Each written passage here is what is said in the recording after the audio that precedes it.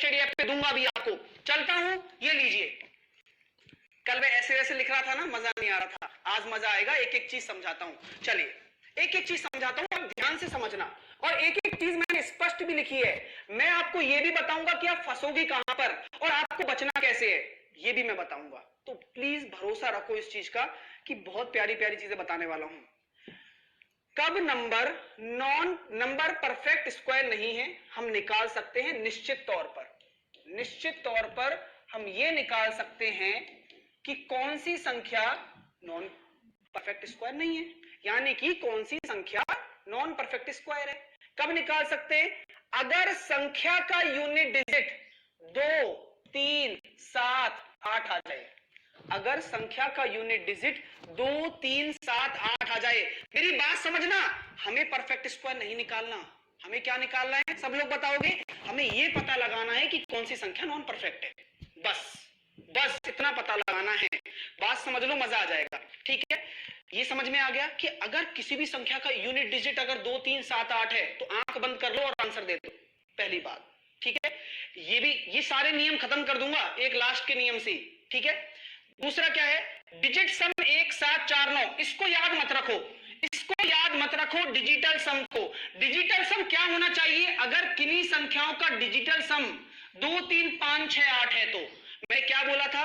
अगर किसी संख्या का डिजिटल सम की बात कर रहा हूं, मैं बताऊंगा कि क्या होता है, डिजिटल सम भी बताऊंगा। बहुत सारे बच्चे कंफ्यूज थे, मेरे प्यारे दोस्तों कंफ्यूज नहीं होना यार। क्यों होना है कंफ्यूज जब मैं हर चीज को बताने वाला हूं? देखो, जैसे मैंने ये लिख दिया 6, 7, 8, 9, 5, 3, ये मैंने लिख दिया। इस संख्या का डिजिटल सम क्या होगा?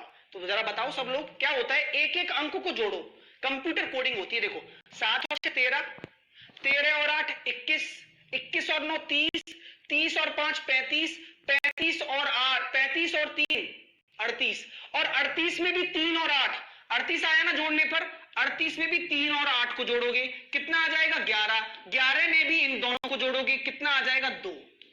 ये आपका होता है डिजिटल सम। बात समझ में आ रही है? इसका डिजिटल सम क्या होगा? 2 होगा।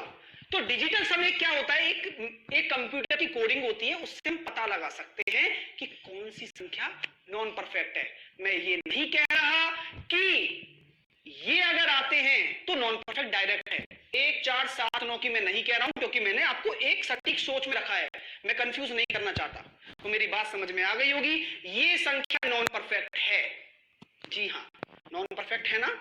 वैसे भी देख सकते हो कि यूनिट डिजिट आपका 3 है। ठीक है, 3 आ गया तो नॉन परफेक्ट है। ठीक है, ये बात समझ में आ गई सब लोगों को।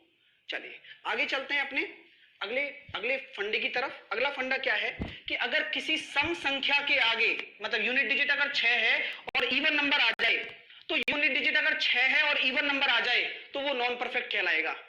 सर ऐसा कैसे? इसका रीजन बताओ, रीजन बिहाइंड दिस। ठीक है ना, 1, 4, 7, 9 का क्या चक्कर है? फिर अमित यादव, जितने भी स्टूडेंट ये सोच रहे हैं कि सर 1, 4, 7, 9 का क्या चक्कर है, मैंने क्या कहा है आपसे? 1, 4, 7, 9 परफेक्ट स्क्वायर के लिए, और परफेक्ट स्क्वायर की दुनिया में आपको नहीं जीना।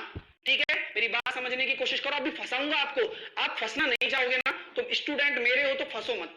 इस चीज को दिमाग में मत रखो, क्योंकि मैं अभी ऐसे एग्जांपल आपको दे दूंगा जिसका डिजिटल सम 9 आ जाएगा, 7 आ जाएगा, लेकिन आप कह सकते हो क्या वो परफेक्ट स्क्वायर है? नहीं कह सकते कभी भी। तो ध्यान रखो इस चीज को कि जहां मैं ले जाना चाह रहा हूं वहां पहुंचो, वरना खुद कंफ्यूज हो जाओगे, फिर मेरे से मत कहना।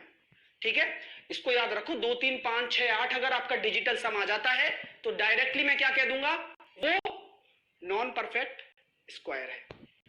इसी तरीके से 6 के आगे इवन आ जाए, क्योंकि हम जानते हैं अभी भी हम 6 कर लेते हैं, तो देखो 36, 576, कोई भी 6 का स्क्वायर ले लो, कोई भी जिंदगी में कोई भी आपने स्क्वायर निकाल के देख लो, यहां पर देखो सब आपका ऑड नंबर आ रहा है ना? ऑड नंबर आ रहा है, नहीं आ रहा? 6 के आगे ऑड नंबर आ रहा है। क्यों आ रहा है? क्योंकि ये स्क्वायर है परफेक्ट, हमें तो नॉन परफेक्ट पता लगाना है। तो अगर यहां पे इवन नंबर आ जाता है तो डायरेक्टली नॉन परफेक्ट है, अगर इवन नंबर आ जाता है, हाँ, डायरेक्टली नॉन परफेक्ट है। ठीक है, तो चीजें समझ में आ रही है? मैं बताऊंगा, सारे कंफ्यूजन दूर करने में बैठा हूं, लेकिन अभी एक फ्लो में चलने दो। ठीक है, चलिए अगला प्रश्न, अगला कंसेप्ट क्या है? अगर भाई साहब 6 नहीं हो तो सर, 6 नहीं हो तो ये सारी चीजें खत्म करने वाला हूं, टेंशन ना लो, लेकिन फिर भी एक बार समझाना जरूरी है। एक रूल बताऊंगा, सब चीजें खत्म हो जाएंगी।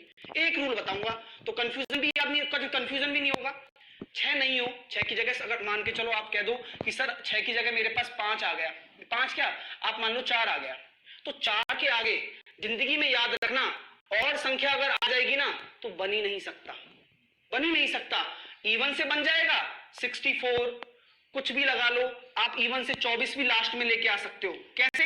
18 का स्क्वायर होता है ना 324, तो 24 लास्ट में आ सकता है। हमेशा याद रखना कि 4 से पहले आपका क्या होगा, इवन नंबर होगा तो परफेक्ट स्क्वायर है। लेकिन मैं क्या बात कर रहा हूं, नॉन परफेक्ट की। तो अगर और आ गया तो डायरेक्टली वो खत्म काम हो जाएगा, उसका डायरेक्टली उसका काम खत्म हो जाएगा। ये बात समझ में आ गई?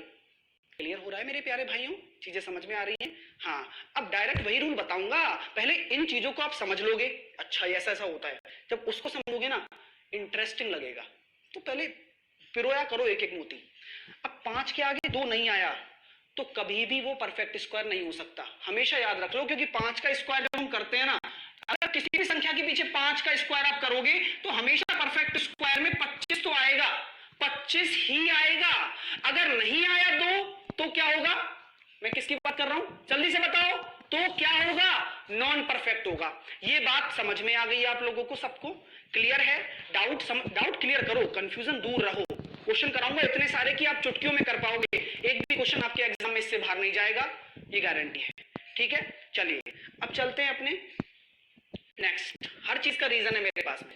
अब ये है आपका लास्ट और हार्ड एंड फास्ट रूल, सबसे इंपॉर्टेंट सबसे जरूरी रूल है ये, लेकिन उसमें दिमाग नहीं लगाना, इसमें थोड़ा सा दिमाग लगाना है। तो अब समझते हैं कि ये रूल क्या है।